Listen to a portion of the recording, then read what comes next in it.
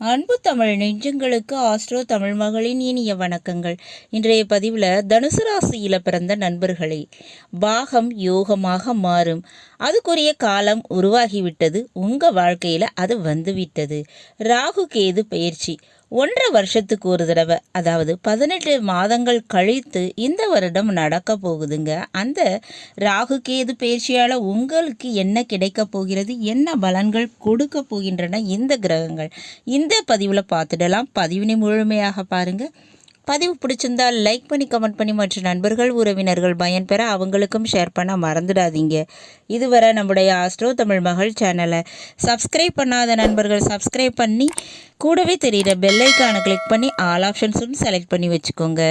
ஏற்கனவே நம்முடைய ஆஸ்ட்ரோ தமிழ் மகள் சேனலில் தனுசு ராசியில் பிறந்த நண்பர்களுக்காக சனி பயிற்சி பலன்கள் மற்றும் குரு பயிற்சி பலன்கள் பதிவு செஞ்சாச்சு. பதிவினை பார்க்காதவங்க கீழே டிஸ்கிரிப்ஷனில் லிங்க் இருக்குது, போய் பார்த்து தெரிஞ்சுக்கலாம். சேனலை விசிட் பண்ணியும் நீங்கள் இந்த பதிவுகளை பார்த்துக்கிடலாம்.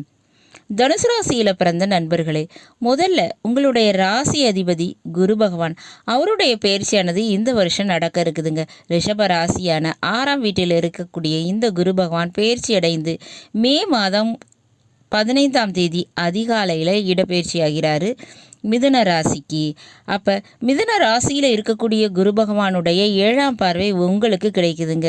இந்த ஒரு நேரத்தில் ராகு கேது பயிற்சி நடக்க போகுது. ராகு கேது என்ற இந்த கிரகங்கள் மாறி சுற்றி வரக்கூடிய கிரகங்கள். அதாவது எல்லா கிரகமும் வலமிருந்து இடம் சுற்றுனா இந்த கிரகங்கள் இடமிருந்து வலமாக சுற்றி வரக்கூடியவைங்க. அப்போ இந்த ராகுவை போல் கொடுப்பாரும் இல்லை, கேதுவை போல் கெடுப்பாரும் இல்லை, இந்த வார்த்தையை நாம் கேள்விப்பட்டிருப்போம். ராகு பகவான் போன ஜென்மத்தில் என்ன புண்ணியம் பண்ணோமோ அந்த புண்ணியத்திற்குரிய பலன்களை எடுத்து கொடுப்பார் நல்ல பலன்களாக. கேது பகவான் போன ஜென்மத்தில் பண்ணிய கெட்டதுக்கு பாவத்துக்கு உரிய கெடுபலன்களை கொடுக்கக்கூடியவர். அதனால தான் இந்த ராகுவை போல் கொடுப்பாரும் இல்லைன்னு சொல்லுவாங்க. ராகு கொடுத்து கெடுக்கக்கூடிய கிரகம், கேது கெடுத்து கொடுக்கக்கூடிய கிரகம்ங்க. அப்போ கேது கன்னி ராசியில் இருக்கிறாரு, ராகு மீன ராசியில் இருக்காரு. உங்கள் தனுசு ராசிக்கு 4ஆம் வீட்டிலையும் 10ஆம் வீட்டிலையும் இருக்காங்க. இந்த ராகு கேது மே மாதம் 18ஆம் தேதி இடப்பெயர்ச்சி அடைகிறாங்க. மீன ராசியில் இருக்கக்கூடிய ராகு பகவான் கும்ப ராசிக்கும், கன்னி ராசியில் இருக்கக்கூடிய கேது பகவான் சிம்ம ராசிக்கும் மாற்றம் பெறுகிறார்கள். தனுசு ராசியான உங்களுக்கு 4ஆம் வீட்டை விட்டு விலகுகிறார் ராகு, 10ஆம் வீட்டை விட்டு விலகுகிறார் கேது. அப்போ அமரக்கூடிய வீடு அப்படின்னு பார்த்தோம்னா 3ஆம் வீட்டில் ராகு, 9ஆம் வீட்டில் கேது அமர போகிறாங்க. இந்த அமைப்பில் உங்களுக்கு என்ன கிடைக்கும் அப்படின்னு முதல்ல பார்த்தோம்னா, இந்த ராகு 3ஆம் வீட்டில் இருப்பதால் இடமாற்றம், டிரான்ஸ்ஃபர், வெகு தூர பயணம், அது நீங்கள் எதிர்பார்த்த ஒரு இடத்துக்கு போகிறது, இந்த மாதிரியான விஷயங்கள் நடக்குங்க. கலைத்துறை, அரசியல், இதில் எல்லாம் வெற்றி வாகை சூடுவீங்க. கமிஷன் மற்றும் வியாபாரத்தில் லாபம் கிடைக்குங்க, அதுக்கு வாய்ப்பு உண்டு. இடம் கைமாற்றக்கூடிய வாய்ப்பு உண்டு. அந்த கைமாற்றத்தால் காசு பணம் பார்ப்பீங்க. பாகம் யோகமாகும்னு சொன்னேன் இல்லையா, அது இதுதான். உங்களுடைய சொத்து, ஷேர் இதெல்லாம் கிடைப்பதற்கு இந்த வருஷம் உறுதுணையாக இருப்பாருங்க Rahu. Trading, IT, crypto currency மற்றும் ரேஸ் மற்றும் பெட்டிங் கேம்ஸ், இந்த மாதிரியான விஷயத்துலலாம் அதிகமாக லாபம் பார்ப்பீங்க. விளையாட்டுத்துறையில் வெற்றி வாகை சூடுவீங்க. அதே போல் கலைத்துறையிலும் சாதிக்கக்கூடிய வாய்ப்பு, பேர் புகழ் வாங்கக்கூடிய யோகம் இதெல்லாம் இருக்குங்க. இன்னொரு பக்கம் பார்த்தோம்னா கேது உங்கள் தனுசு ராசிக்கு 10ஆம் வீட்டில் இருக்கிறவர் விலகி 9ஆம் வீட்டுக்கு போகிறாரு. 10ஆம் வீடு அப்படின்றது தொழிலுங்க. இனி அது நல்லபடியாக நடக்கும்.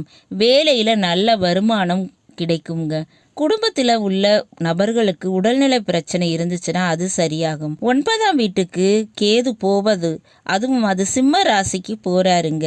அப்போ இதன் ரீதியாக அரசு வழியில் பிரச்சனைகள் இருந்துச்சுன்னா அது சரியாகும். உங்கள் வளர்ச்சியை கண்டு மட்டம் தட்டினவங்க, உங்களுடைய முன்னேற்றத்திற்கு தடையாக இருந்தவங்க, அவங்களுடைய அதிகாரம் அடைபட்டு விடுங்க.